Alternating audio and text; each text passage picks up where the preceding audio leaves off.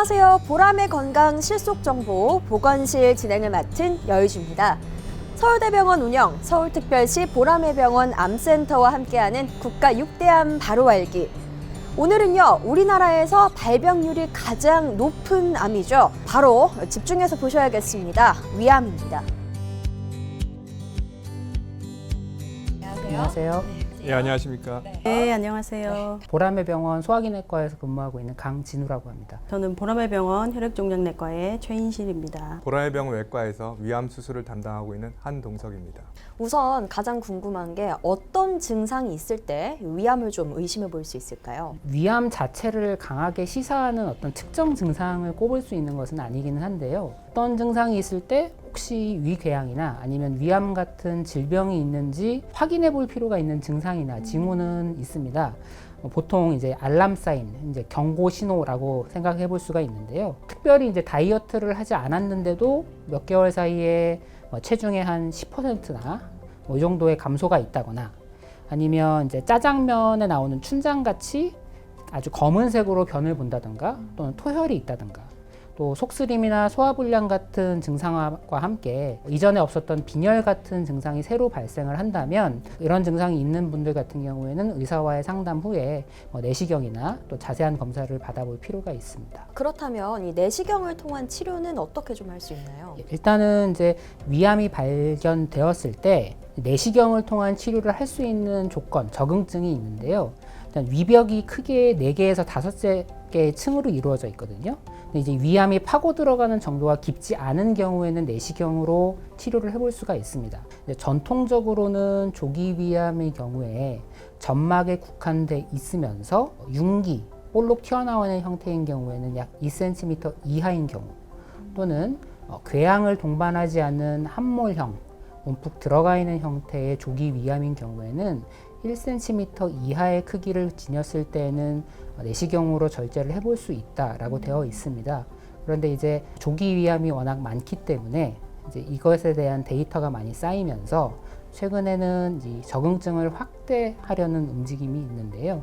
그래서 요즘에는 점막에 국한된 분화암의 경우에 궤양이 없는 종류의 조기 위암이라면 크기 제한을 두지 않을 수 있다라는 연구도 있고 또 궤양을 동반한 경우에도 3cm 정도까지는 내시경으로 절제를 해볼 수 있다라는 연구들이 발표되고 있습니다. 그리고 이 식생활 습관이랑 위암 발생이랑 좀 상관관계가 있을 것 같은데 어떤가요? 현재까지 알려진 요인들 중에서는 무엇보다도 지나치게 짜거나 매운 음식들이 주요 인자로 꼽히고 있는데요.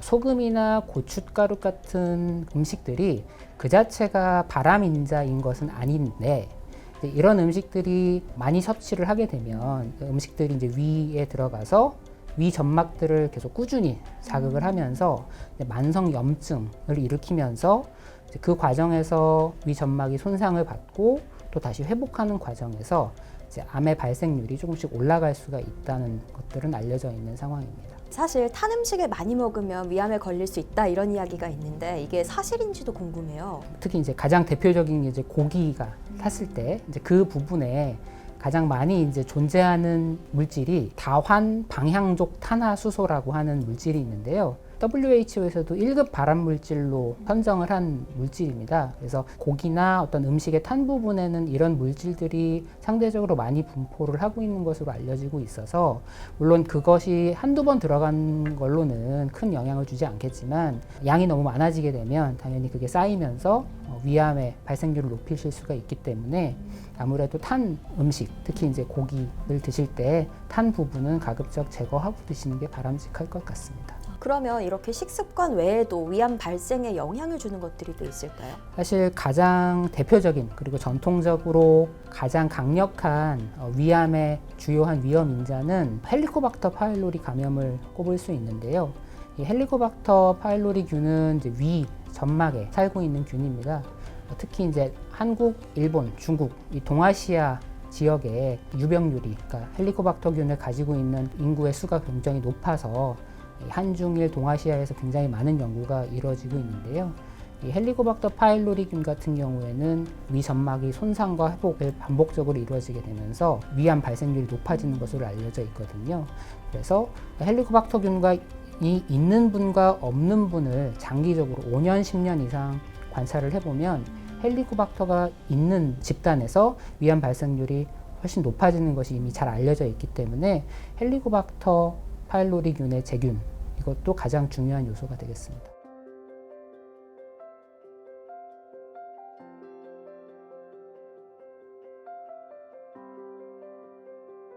교수님, 위암 항암 치료 어떤 경우에 시행하는지가 일단 가장 궁금한데요. 항암 치료는 치료 목적에 따라 크게 두 가지 경우에 시행을 합니다.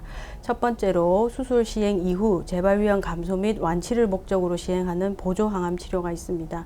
수술 시행 후 병기로 일부 2기 그리고 3기 환자분들은 수술 이후에 이 보조 항암 치료를 시행받음으로써 재발의 감소와 완치를 기대할 수 있습니다. 두 번째로 위암이 진행 및 전이되어 수술이 불가능한 경우, 즉 4기 환자들에 시행하는 완화 항암 치료가 있습니다. 이 완화 항암 치료의 목적은 암의 진행을 최대한 억제하여 환자의 생명을 연장시키고 암에 의한 증상 완화 및 환자의 전신 상태와 삶의 질을 유지하도록 하는 것입니다. 많은 환자분들이 항암 치료에 따르는 부작용을 걱정하여 실제로 일부에서는 항암 치료를 거부하는 경우도 있는데요. 수술 시행한 환자에서는 완치율 향상, 그리고 전이성 환자에서는 생명 연장 및 삶의 질 유지에 대한 효과가 증명이 되어 있고, 또한 항암제 부작용을 줄여주는 다양한 약제들이 개발되어 있으므로 적응증이 되는 환자분들은 두려워하지 마시고 항암 치료를 시행받는 것을 추천합니다. 표적 항암제와 면역 항암제에 대해서도 좀 궁금한데요. 기존의 세포독성 항암제 이후에 차세대 항암제로 표적 항암제가 있고, 또 최근에는 면역 항암제도 활발히 개발이 되고 있으며 실제 임상에서 일부 위암 환자에서도 사용이 되고 있습니다. 암세포에 발현하는 특정 표적 단백질에만 작용하는 표적 항암제는 정상세포와 구별하여 암세포를 선택적으로 억제함으로써 치료 효과를 나타내고 정상세포에 대한 독성은 줄인 치료제입니다. 현재까지 위암에서 효과가 입증되어 사용되고 있는 표적 항암제로는 헐투 수용체에 결합하여 작용하는 허셉틴, 그리고 혈관 내피세포 성장인자 수용체에 작용하는 사이람자라는 약제가 있고요. 헐셉틴은 헐투 양성 위암 환자에서 1차 치료제로, 사이람자는 1차 치료에 암이 진행한 환자에서 2차 치료제로 사용이 되고 있습니다. 그리고 면역 항암제는 작용 기전이 인체의 면역 체계를 활성화시켜 면역세포가 암세포를 공격하도록 하는 것인데요. 암세포에 의해 활성화된 면역세포는 그 암세포를 기억하고 지속적으로 억제하는 능력이 있기 때문에 반응이 있는 경우에는 항암 효과가 오래 지속되는 특징이 있습니다. 위암에서는 대표적인 면역 관문 억제제로 키트루다와 옵티보가 적응증이 있는 일부 전이성 위암 환자에서 사용되고 있습니다. 이러한 치료제들은 작용 기전에 따른 부작용과 효과가 다르게 나타나고, 또한 단독 또는 병합요법으로 좋은 결과들을 보고하고 있어서 이러한 치료제의 효과를 볼 수 있는 환자들을 잘 선별해서 적절한 치료를 적용함으로써 위암 환자의 생존율을 높일 수 있을 것으로 기대하고 있습니다. 그리고 교수님, 이건 제가 궁금한 건데 젊은 사람들이 암 진행 속도가 더 빠르다고 들었어요. 이게 좀 사실인지. 젊은 환자에서 암 진행 속도가 빠르다는 속설이 있는데요. 나이 자체와 암 진행 속도의 연관성에 대한 명확한 근거는 없습니다.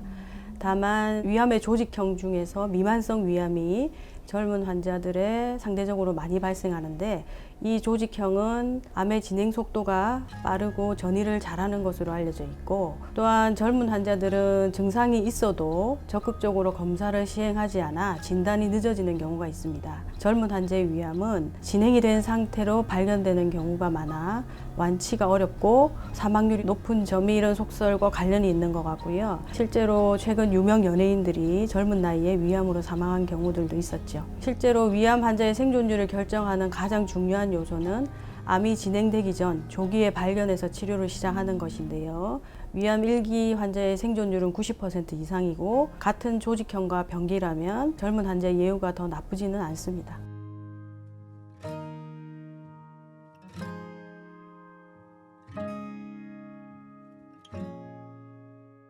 전이성 위암도 수술이 가능한지 좀 궁금한데.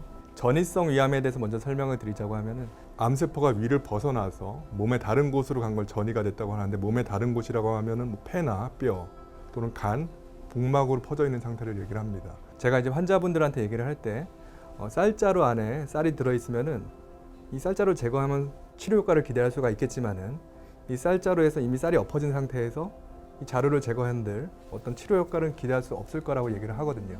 그러니까 전이성 위암도 마찬가지로 그런 상태가 되겠습니다. 한국이나 일본에서 대규모 이제 연구가 있었는데 이 전이 위암 환자에서 위를 절제로 하고 항암 치료하는 군과 항암 치료하는 군을 비교를 할 때 위를 절제하는 게 그렇게 효과는 없었습니다. 다만 위암이 심해가지고 식사가 어렵다든지 아니면 출혈이 있다든지 하면은 증상 완화의 목적으로 수술을 하지만은 이건 치료 목적의 수술은 아닙니다.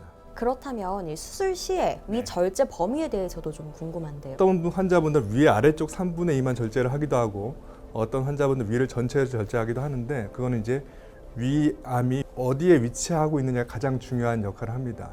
그러니까 위를 이제 상, 중, 하로 나눴을 때 중간이나 아래쪽에 있으면은 위의 아래쪽 3분의 1을 절제하는 수술을 할 수가 있고요. 다만 위의 상부에 있는데 이게 조기 위암이다라고 되면 위의 상부만 절제하는 수술을 할 수도 있습니다. 다만 이제 위의 상부에 위치하고 있다 하더라도 위암이 많이 뚫고 들어갔거나 사이즈가 클 경우에는 어쩔 수 없이 위를 전체 절제를 해야 됩니다. 교수님 그렇다면 네. 그렇게 전체 다 절제를 한 상태에서 소화는 네. 좀 어떻게 될까요? 위를 이제 다 전체를 절제하게 되면 소화가 어려울 거라고 생각하시는 환자분이 많은데 사실 위는 생긴 모양이 주머니잖아요. 음식물을 저장하는 창고입니다. 얘네 자체가 흡수나 분비의 기능을 크게 담당하지는 않고 있어요. 다만 음식물을 저장했다가 조금씩 장으로 내려보내면서 소장해서 흡수를 할 수 있도록 도와주는 역할을 합니다. 그렇기 때문에 위를 전체를 절제한다 해도 소화 흡수에 크게 문제는 없지만은 다만 음식물을 먹는 양은 처음에 당연히 줍니다. 저장하는 창고가 없어지기 때문에 그렇기 때문에 처음에는 소량씩 자주 먹는 습관을 들여야 되고요. 하지만 이제 시간이 지나면서 소장이 어느 정도 적응을 하게 되면은 예전처럼 먹을 수는 있게 됩니다. 다만 이제 위를 전체 절제할 경우에는 비타민 B12 흡수가 어렵기 때문에 그거는 이제 정기적으로 검사를 해서 부족할 경우 주사를 맞거나 약으로 보충하거나 하는 처방을 받아야 됩니다. 그렇다면 절제하고 난 이후에 식습관에 좀 이제 변화가 생길 것 같은데 주의해야 될 게 좀 어떤 게 있을지. 위는 저장 창고의 역할을 하고 음식물이 들어왔을 때 그걸 잘게 부수는 역할을 합니다. 하지만 지금 창고가 양이 줄어들었고 그 잘게 부수는 기능이 떨어졌기 때문에 위에서 가를 것을 입을 많이 씹어가지고 천천히 오래 씹어서 위에 이제 부담을 줄여주는 게 중요하고요. 사이즈가 줄어들었기 때문에 소량씩 자주 먹어야 됩니다. 이제 소량씩 먹게 되면 원래 그 환자분들이 하루에 필요한 칼로리가 있는데 충족을 못하기 때문에 조금씩 더 자주 먹어가지고 하루에 필요한 칼로리를 충족할 수 있도록 해야 됩니다. 하지만 그래도 뭐 6개월 정도 지나게 되면은 남아있는 위나 장 기능에 적응하게 되기 때문에 이게 이전과 다름없이 식사를 진행할 수 있게 됩니다. 그럼 마지막으로 네. 우리 지금 시청하고 계신 시청자분들께 한마디 부탁드립니다. 췌장암이나 우리가 흔히 사망률이 높다고 생각되는 뭐 폐암과는 달리 조기에 발견해서 치료할 경우에는 5년 생존율이 95% 이상입니다. 다만 조기에 발견하기 위해서는 정기적인 내시경 검사가 중요한데요. 다행히 우리나라에는 40세 이상인 경우 2년에 한 번씩 내시경을 할 수가 있습니다. 그걸 이제 꼬박꼬박 받으신다고 하면은 발견된다 하더라도 조기에 발견될 확률이 높고 그럴 때 내시경적 치료나 수술적 치료를 하게 되면 5년 생존율 95% 이상이기 때문에 꼭 정기적인 내시경을 받는 것을 권유하고 싶습니다.